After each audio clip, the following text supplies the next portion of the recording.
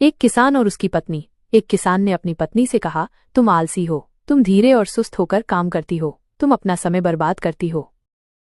पत्नी को अपने पति की बातों पर गुस्सा आया। उसने अपने पति से कहा, तुम गलत हो, कल तुम घर पर रहो, मैं खेत जाऊंगी और तुम्हारा काम करूंगी, क्या तुम घर का सारा काम करोगे?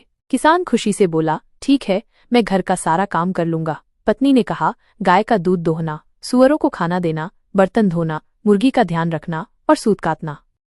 पत्नी खेत में चली गई।